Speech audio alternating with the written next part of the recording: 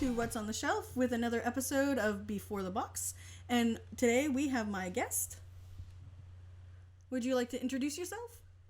Sure, I am Carla Kopp. I'm from Weird Draft Games, Galactic Raptor Games. I am a board game designer, developer, and publisher. That is a lot of titles. So, Indeed. let's start off with our usual general first question is what was your first experience in board games? So, I started off with a rather, typical gateway game of Agricola, because my friends are fantastic, I guess. So that was like the game that really got me started, and after that, other board games were just easy. I think I went to Catan after Agricola, and I was like, "Whoa, you don't have to like get everything in order, or else you lose," which was great. Um, but yeah, like once I loved playing Agricola, I bought Catan, and we played that all the time. And then I found out that there was other board games. I also got super into Magic as well. And then it just, snowballed as it does for most people. That seems to be the gateway game is those two particular ones, and Magic always seems to come up at some point or time. I mean, it's been around for what since the 80s, maybe earlier than that.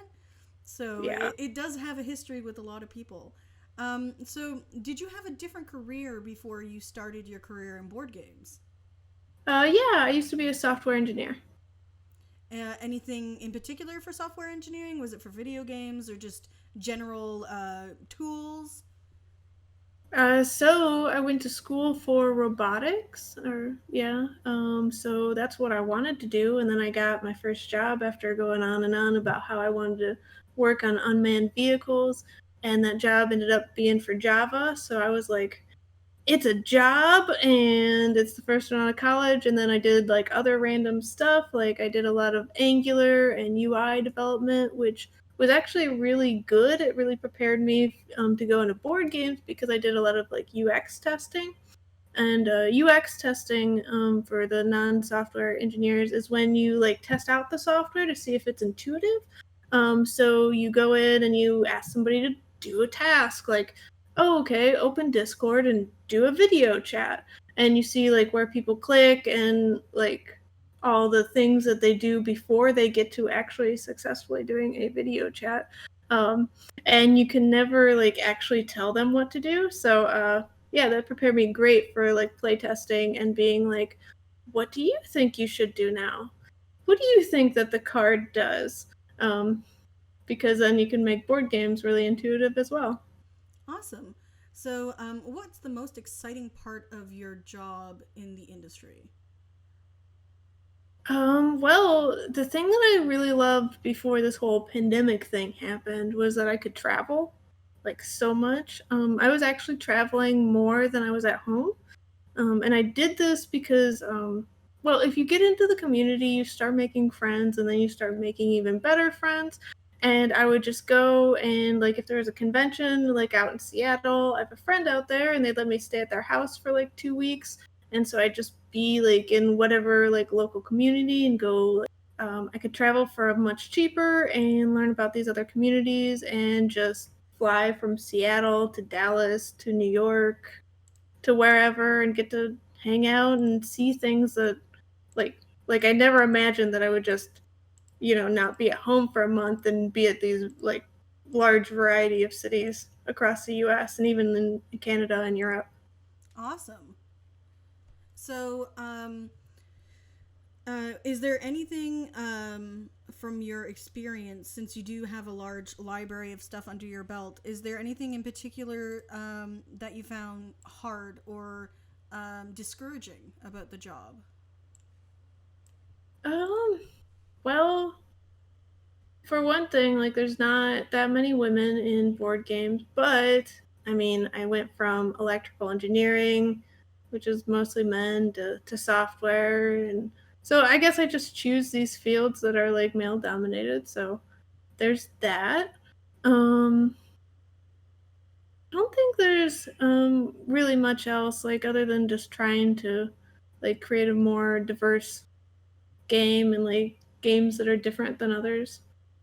because there's different perspectives. I know, like, I do art directing, and I know that you can tell my games because they're like colorful rainbow things. Like almost all of them have like a rainbow color in them. Whereas I think there was a study done where like men and women see colors differently. So like you can probably tell when a woman was an art director versus a man, just by seeing like, is the game mostly black or brown, or probably not a woman that made that choice.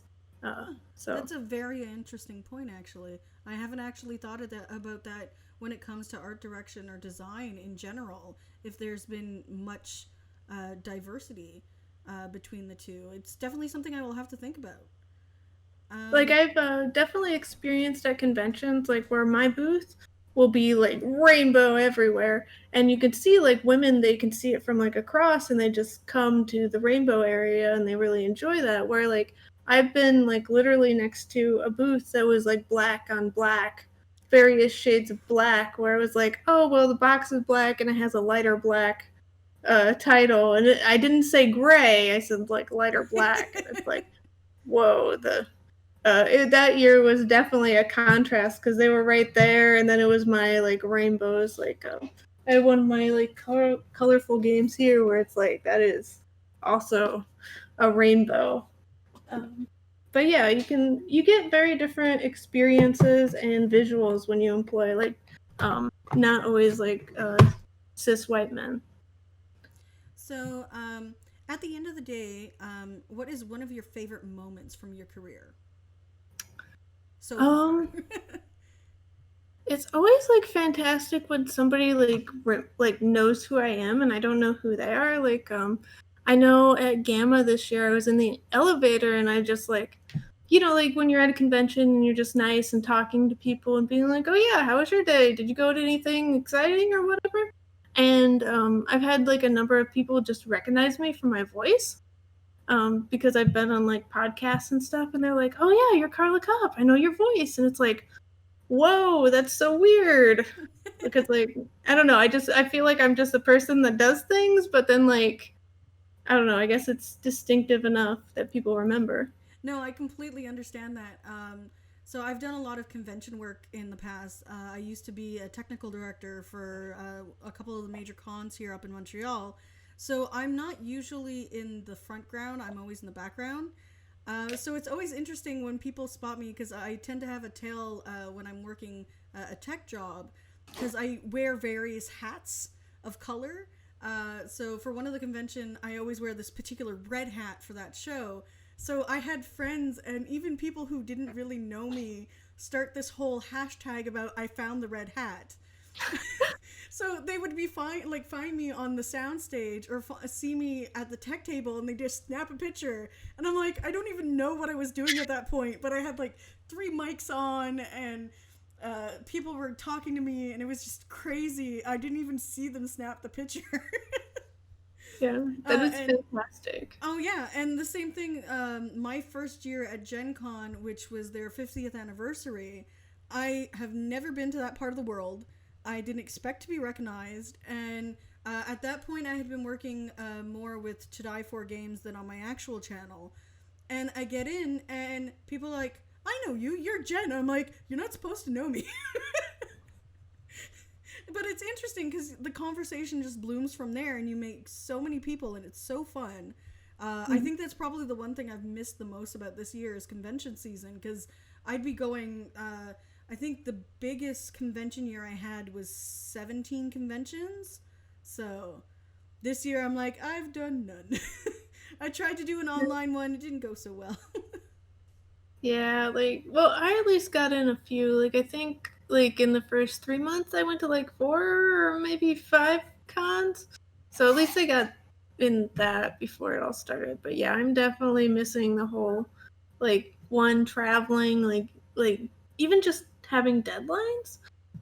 So I'm like designing games and stuff, but usually it'd be like, well, I'm like flying out on like Wednesday, so I have to have everything packed by Tuesday, so I have to have my new designs all ready to go and printed and whatever. But without the deadlines, it's like I can do this whenever I feel like it. So it never gets done. Um Yeah, I can feel that. So what's one of the processes you go through for creating a game?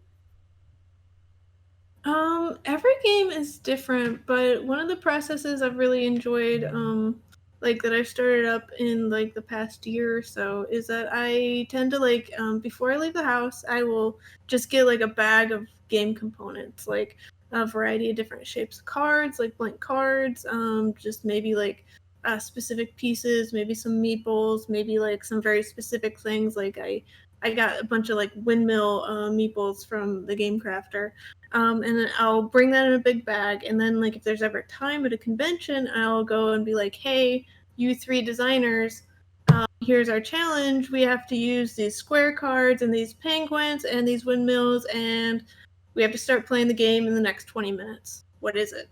Wow. That sounds amazing. I would Yeah. so be down. Like the next time you're around at a convention and I'm there, I'm like, just text me, I'll run. Yeah, like, I mean, it's just so fun, and you get to, like, just like, if you have, like, four, like, I think I've even done it up to, like, 8 people where we're like, okay, what are all the ideas? What are the best ones? Make a decision fast. Let's play. And, like, you change the game as you're playing, and then it's like, whoa, we made a game, and it was playable, and we all had fun somehow in an hour. Like, that just happened. Um, so it's just, like, getting all the creative juices flowing and, like, finding those people that really work well together. But like there's so many people in this industry that are like just great to like be around with and talk with, that like you can literally just choose random people and you will probably choose the right ones. So, what's one of the things you go through when marketing a game? um well, there's a lot with marketing, but I tend to get like a lot of like preview copies and I send those out to reviewers. I also do like different interviews like this, or just like getting people to take pictures of games. I always try to get games that have good table presence, so then other people want to take pictures of them, and then it kind of self markets itself.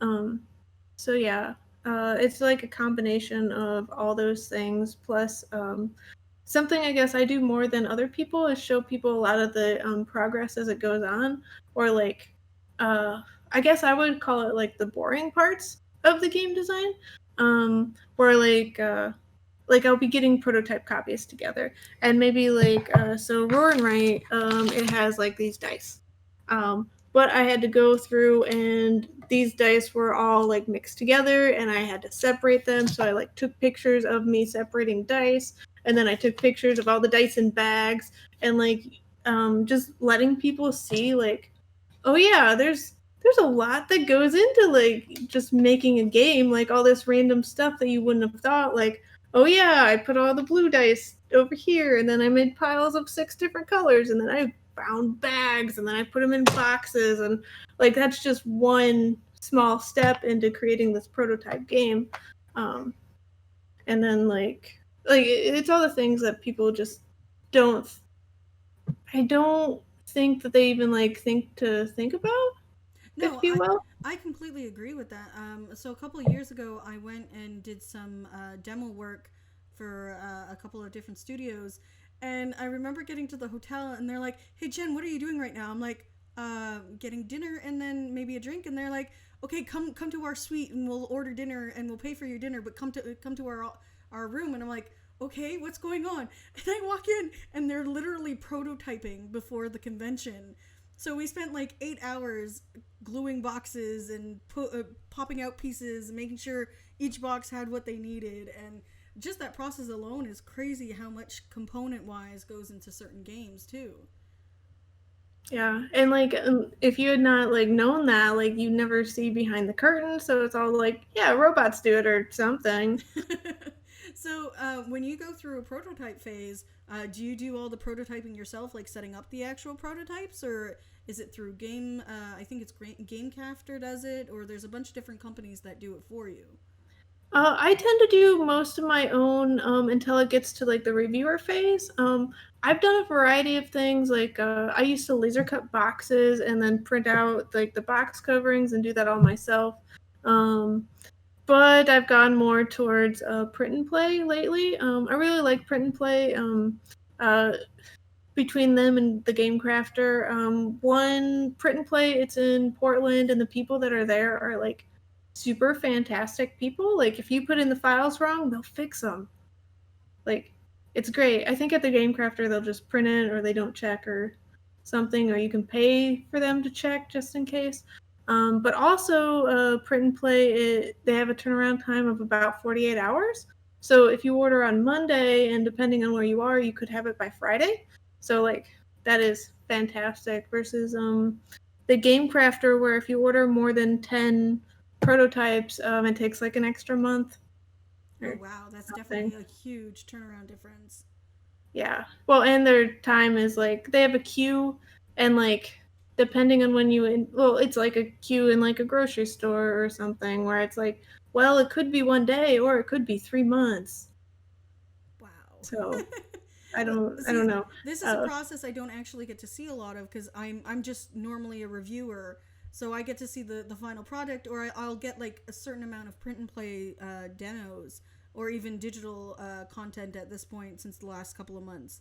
But the actual physical size of things actually interests me, and I'm wondering when you go to final production, do you have a favorite person that you produce with, or is there something else that you go to? what was that? Sorry. When you're going to production, is there a particular place that you go to? So normally, I've gone to various places for the final production. I've used Watts Games, Longpack, Boda, all in China. I'm pretty happy with all of them. I've changed for a variety of reasons. But yeah, like everyone I've worked with has been pretty great. So any of those are fine. So, is there anything in particular on one of your projects that you've worked on in the past that you wish you have done differently? Yes, plenty. Well, like I learned from each of my projects. Um, so in particular, I know like Fire in the Library had a printing error where somehow the one of the icons changed. Like and it was like a phase icon. So like I put phase icons in there and I put the text. So like if you read the text, you know how to use it. Mm-hmm. And there's like a definition in the rule book and whatever. So it wasn't like the worst case scenario, but like somehow just something changed between like the reviewer copies and the final copies.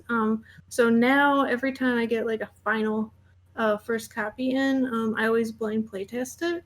Like where blind playtesting means you give it to somebody that doesn't know how to play, and you either watch them play it or have them record themselves playing it. So then you can get like somebody that hasn't looked at every single card 5 million times and like at a certain point in time, like you just can't see your own errors, Mm-hmm. if that makes sense. Well, it's like proofreading. Like if you write a letter, you would probably get somebody else to proofread it because like even though like you typed it, you probably don't see all your spelling errors and things like that. So I always do that now just to avoid um, like the whole like just random mess ups because like every time you edit something, you have like the chance of adding in more errors than you're taking out, Mm-hmm.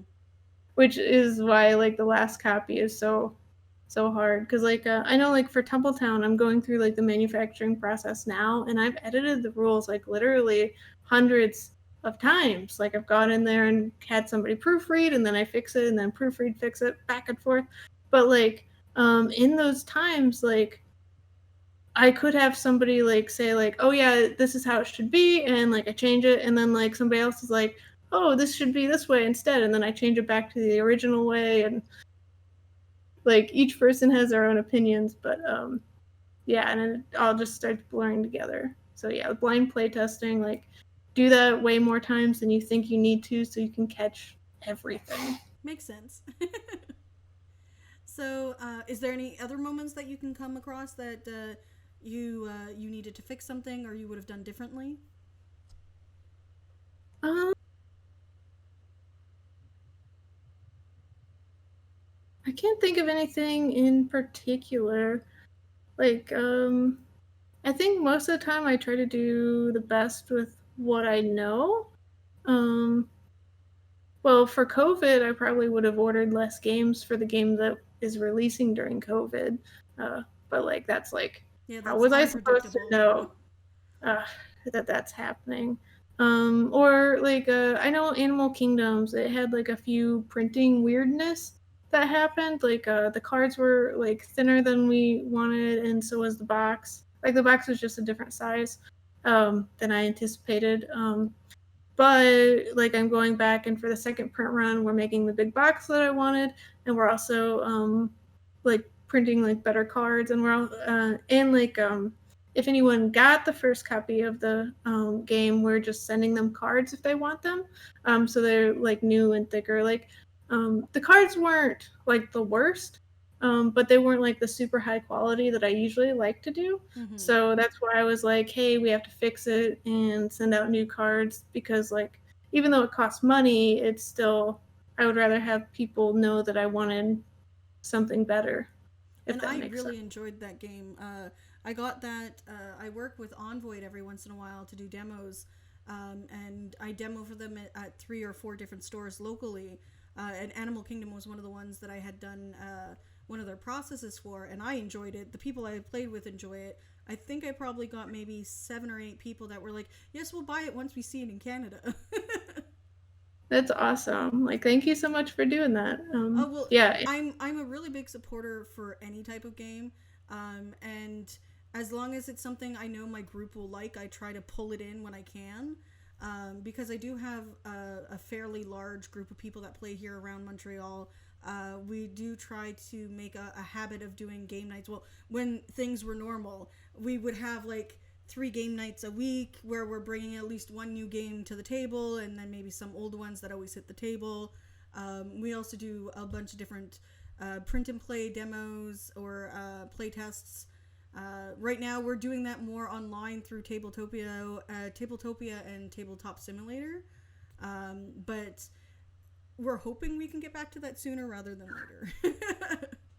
Yeah. um, so, can you take us through a normal day in your career right now? Um, well, it normally depends on what I'm doing, but like, if we go through like a normal day, like in pandemic times, I'm just on the computer, all of it, uh, 8 hours or 12, 16 hours until like I need to eat or something.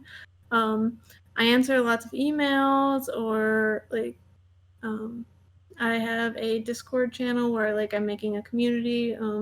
It's at weirddraftgames.com/discord. So there's a lot of like community management with that, but like social media. And then like, if I have time, I do game design stuff, which is on Tabletop Simulator. I haven't gone to Tabletopia yet.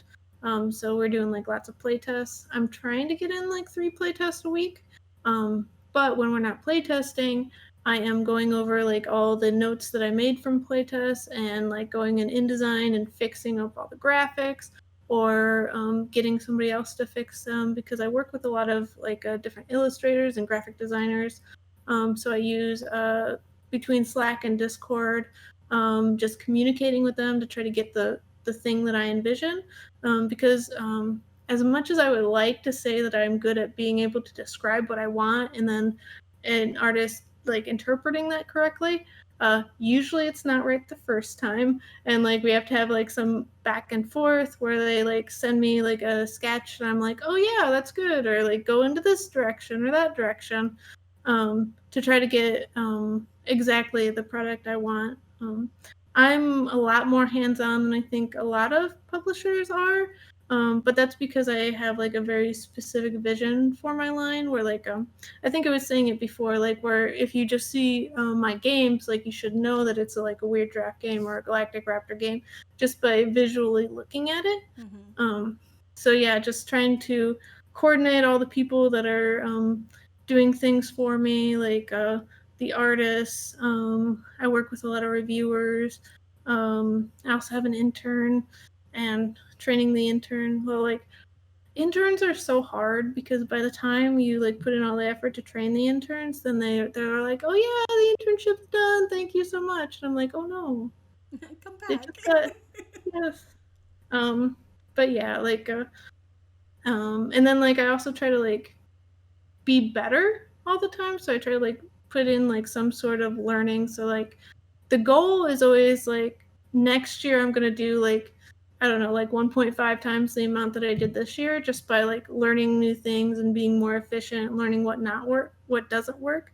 So I'll learn things like I use Nandeck for prototyping, and I might look up like a certain tutorial or something so that I can do it faster or better in some way.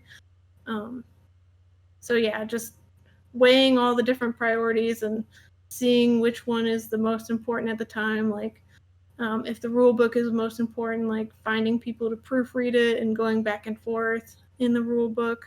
There's so much proofreading and like just fixing stuff. Like when you get a final game, you can basically know that every component in that game probably had like at least, I don't know, 15, 20 different iterations.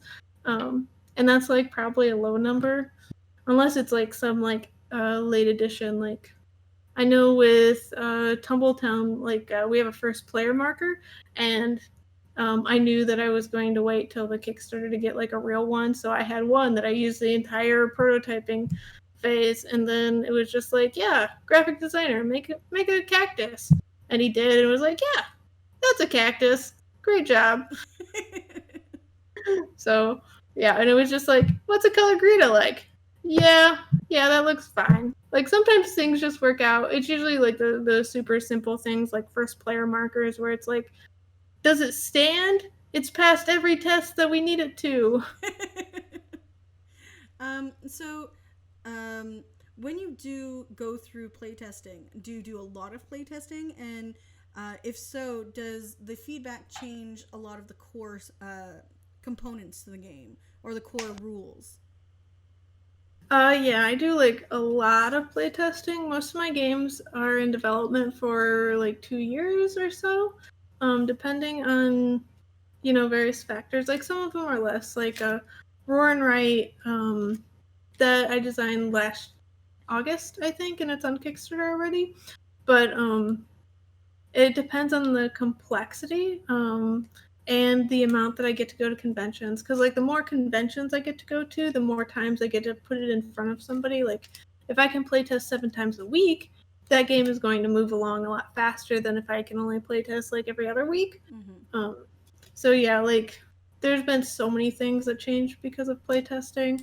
Like all of it, basically. Anything is on the table to change, really, in playtesting. So, on average, how long does it take you to take the idea for a game and put it into the box in final product? You were saying it was about 2 years, but does it vary depending on the project or the size of the project, components? It all of that, like the larger and longer the game is, the longer it typically takes. But it also depends on my own schedule. Like at this point in time for Weird Giraffe games, if I add anything else to the queue, it's going to be in 2022 or 2023. So if I have like so many other projects going on, yeah, that one is going to be on the back burner. But like for Galactic Raptor games, Roar and Write went real quick because well, we actually pivoted due to COVID because we had another one that was scheduled for this summer. But that was a big game. And actually, the graphic designer got COVID in March. Oh no. So that was not good for either her or the timing situation. But also, like, I did not think it'd be great to go to Kickstarter with like a large, expensive game, like due to, well, I mean, we can't play games with people. A lot of us are social distancing. So that's why Roar and Write got pushed up because like you can play over Zoom. It's like, yes, this one reviewers will be able to review. It'll be great. Because like, I mean, I don't want to go to Kickstarter and be like, oh yeah, we got like 3 reviews and they're all about 2-player games. It goes up to 5 players though, but you only get to hear about the 2-player version. So yeah, no, great. I could definitely see where that would come into play. Yeah, because and I know like reviewers, like their lives are not none of our lives are what we want them to be right now. I think I can just say that as a fact. We are all under some sort of inconvenience in this whole pandemic time. Um, so like asking a reviewer to review like a large heavy game that takes like an hour to play is a very different ask than being like, hey, this game plays in 15 minutes. You can play alone if you want to. I can teach you how to play over Zoom. Uh, like I'll be here for you versus like, I mean, I could teach everyone how to play like an hour game over Zoom, but that would be like so much more effort. I So, can definitely see that being a thing, and I find that at the same time right now, the filler game market is kind of what I call it. The ones that are playing under 15 minutes or between 20 to 30 minutes have definitely taken off over this time frame as well. I know for me, what was it? Rolling Ranch was something that my crew recently sat down and played, and they're like, "Can we play it again?" Because it was so quick. And I'm like, yeah, we can play it again, but you have to erase what you had. I don't have more paper. I've got a couple of other questions design wise. So, what is more important to you, story or mechanics? um, I would go with option, I guess, C, which would be like how the story works with the mechanics. Like, as long as it all makes coherent sense, that's the most important part. Um, but if it all makes like sense, like if everything feels normal, I'm normally more of a mechanics person at this point. I've changed like my design style as like time goes on. Well, I mean, we all like change and grow. I used to be like super thematic as a designer, and like now I've even gone more into the abstract of like just finding mechanisms that work really well but differently together. Like different things that happen in games are really fascinating to me. So, where do you find your inspiration for your designs? I have a lot of different inspiration. It really depends. The other day, I was separating out cubes because they were going into a prototype. And I had ordered these like multicolored bags of cubes because it was much cheaper to order like, I don't know, 20 multicolored bags of cubes than to order like each color individually. It just required work. But then I had all these other like colors of cubes left out over, and I was like, oh, well, I don't have anything to do with these. Like, could these go into a game?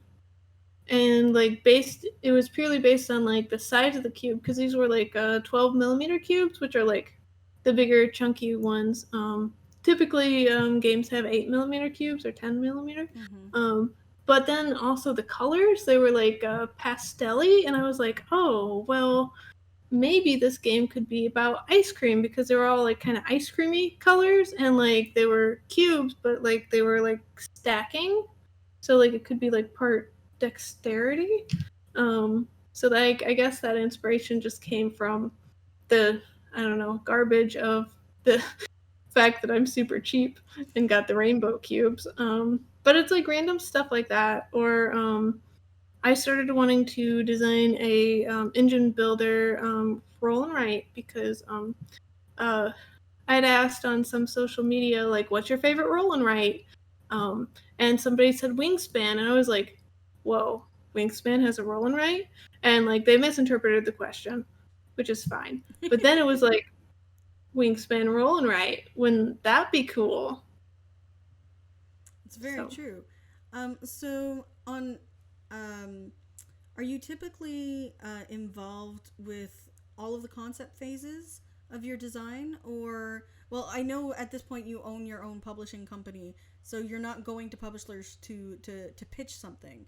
But do you still do that potentially if there's particular projects that might be heavier than what your publishing company could handle, or yeah, I definitely do. yeah? Like anything, it's the same thing that you just said. Like, my two publishing lines, they tend to go for light to medium games. So whenever I design a heavy game, it's like, well, we have to find somebody else to go to this for. Or if my like lines are just full and I want to kind of like make friends. Because, like, well, as I said before, like, this industry is just full of friends. So I've just gone to people and been like, hey, it would be cool to work with you. Do you want to, like, have this game, or do you want to, like, play this game and maybe it's a fit for you? So yeah, it's been really enjoyable because, like, I recently did that. I had a game called Jurassic Labs, which was about, it was like it was a spatial engine builder about dinosaurs. But now it's gotten picked up by Talon Strike Studios, and now it is well, it's much heavier than it was, and it was already a heavy design.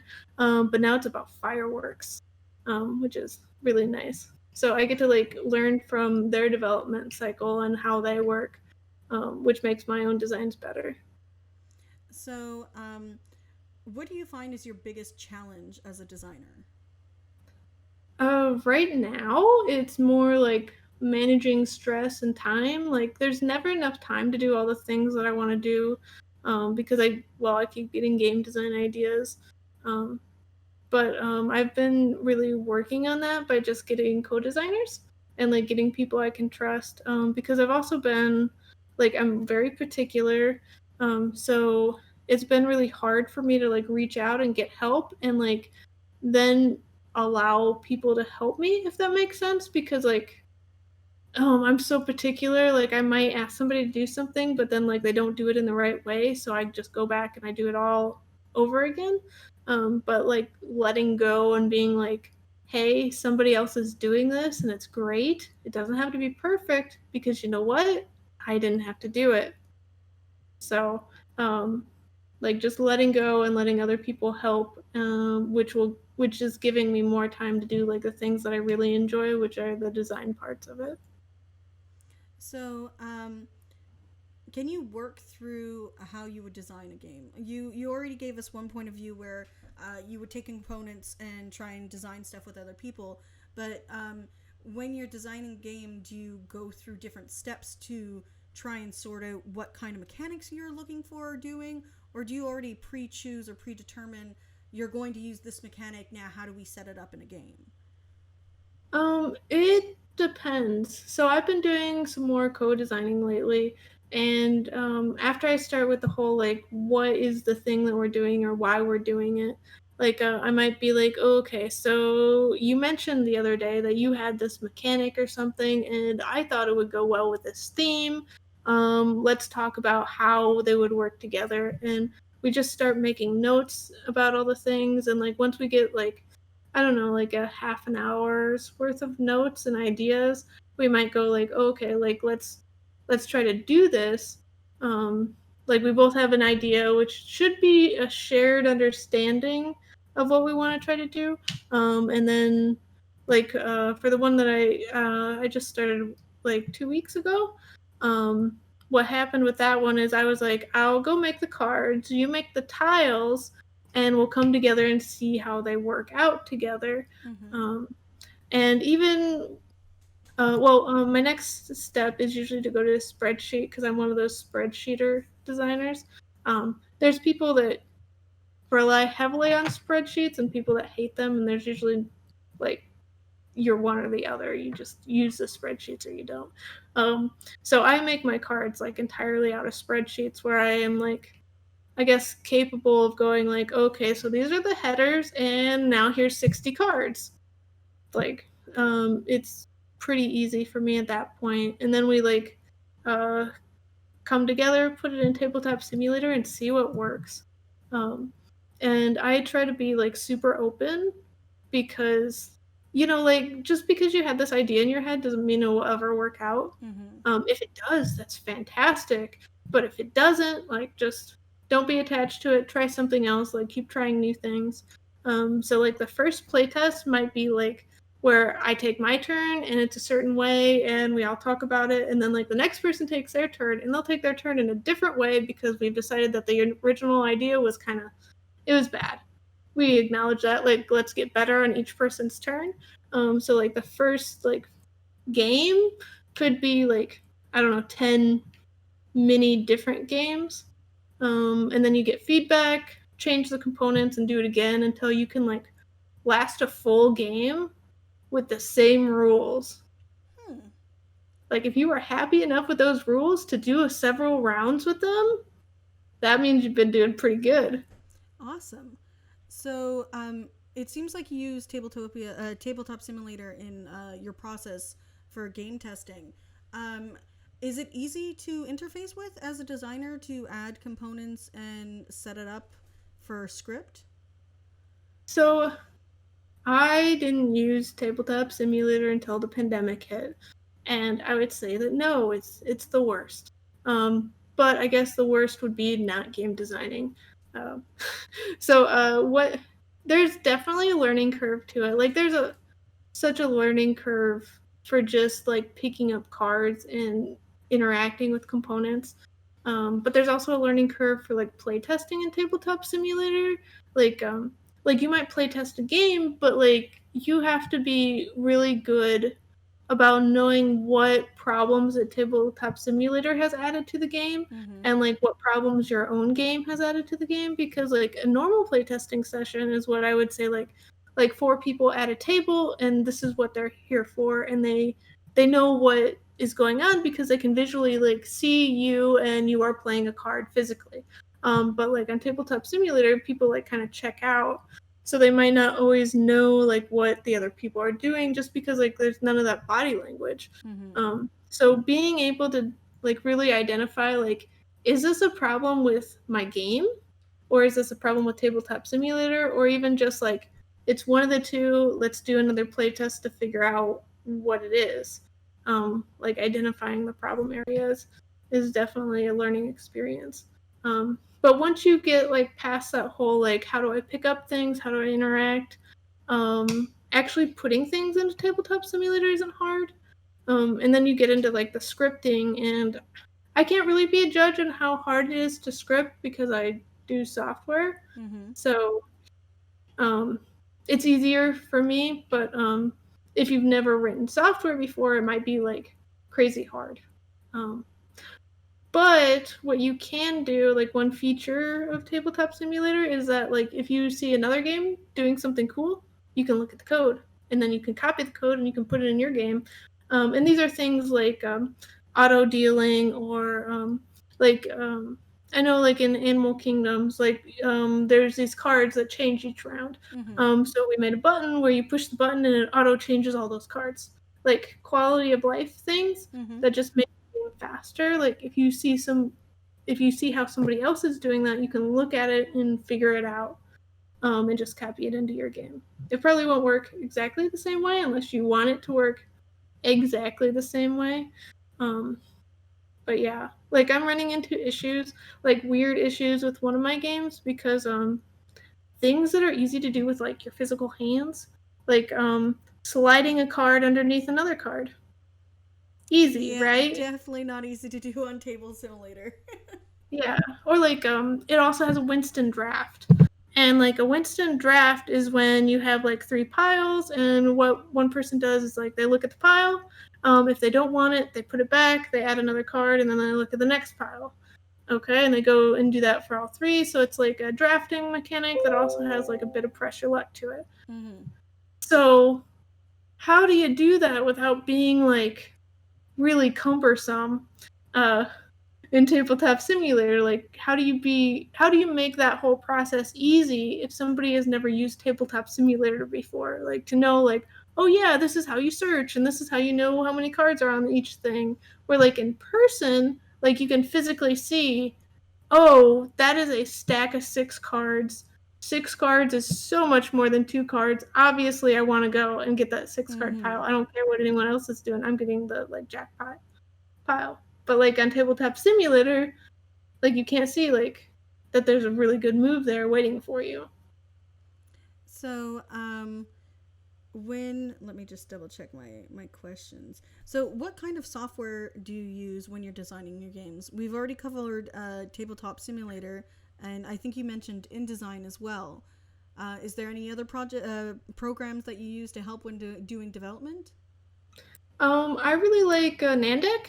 It's completely free. Andrea, who runs it, they are very helpful and great. There's a BGG guild with Nandek where there's regular updates and stuff, and it's just a really cool program. to use to make card layouts and Mm-hmm. stuff. But yeah, I typically go straight from like spreadsheet to Nandeck to a PDF where I either print it or go to TTS. I tend to use InDesign only for like in product stuff, like when going to manufacturing, like when things need to be pretty and in certain ways and like certain formats. And up until that point, I get like, I don't know, my prototypes look like garbage because I don't spend any time on that.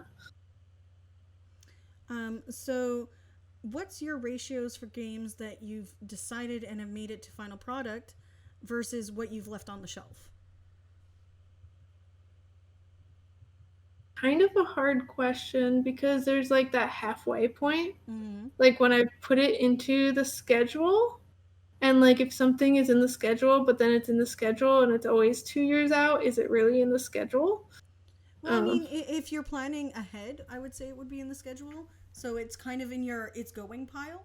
So if we alter the question a bit, what's been something that's made it into your schedule versus what you've just said, nope, it's not working, putting it back on the shelf? I would say that in the last year, um, it's about 75% have made it somewhere. But before that, it was much less, like maybe 50 or 25%. Mm-hmm. Um, I think more because I am designing with like you can design like a game because you want to design it, like because like oh yeah, I like this idea. I think this should be a game. But you can also be a publisher and be like, oh yeah, I want a small roll and write that has these specifications. Um, so I'm going to design that, and I have a very specific product in mind. Um, like one of them, I have like this one, the Fire in the Library card game. Like I went out and I was like, I want to make a card game version of this so I can publish it. So I worked on it until it became good. But with other games, it's like, is this part of my line? Does it even fit, or should it go with another publisher? Or like when there's all those questions of like, where is this? Like, am I doing this because I think that there's a good business reason for it? Like, I made the Fire in the Library card game because the Fire in the Library is my best-selling game, or it was until maybe Tumbletown. Tumbletown might outsell Fire in the Library. But anyway, like, I made that decision to make the card game because anyone that liked the regular game will probably like the card game. Therefore, this should be like a big priority. Um, but like I have another game called Puffins Love Muffins where that was just purely because I like both muffins and puffins, and apparently not alliteration, I don't know, rhyming. So that game, which it's on the back burner because like there's no specific reason or time that it needs to happen. Mm-hmm. So, and I've been more prioritizing my time because like I brought up earlier where like time is the thing I don't have. Like I don't let myself design games that aren't going to be made um, unless like I really need to take a break or it's just bothering me too much. Because like I have like a whole um, like document of all these game ideas I want to make when I actually give myself time to work on something that isn't going to be a product like in the next 2 years. So, you've gone to Kickstarter to do some of your projects. Do you have any advice to give on Kickstarter? Go to Kickstarter if you're really like outgoing and you have a lot of help and stuff like that. Kickstarter requires you to have like really thick skin because people will say things and be non-logical, and there's no way to cancel a backer. Well, I mean, during it you can't cancel them. You can like refund them after, and then they get to go away and stop commenting. But during, like, you just have to deal with all the people. Um, and there's the whole fact that like I think like the human brain, it takes like 10 nice things that weigh the same as one like not nice thing. um so like being really positive and able to deal with that better so that like maybe you can change your ratio to you only need like 3 nice things for every bad thing and you'll be like so much better off. um yeah, but like you really need to super prepare. Bring your own crowd, because like you're not going to fund unless people know about and like your game. They're not just going to see it and back it unless like a lot of other people have done that. Like Kickstarter will advertise your game if it's popular, but it won't advertise unpopular things. So you have to make yourself popular enough that Kickstarter's like, oh yeah, other people will like this too. So, do you find that Kickstarter is user friendly when it comes to setting up your page and getting your campaign going? No, it's the worst.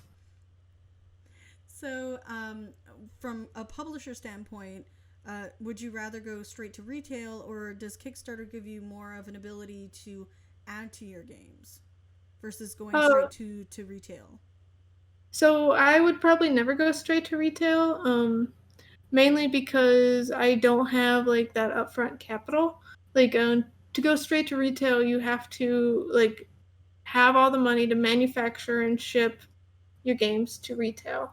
Um, but Kickstarter allows you to gather like that money before you put in like too much Mm-hmm. money, if you will.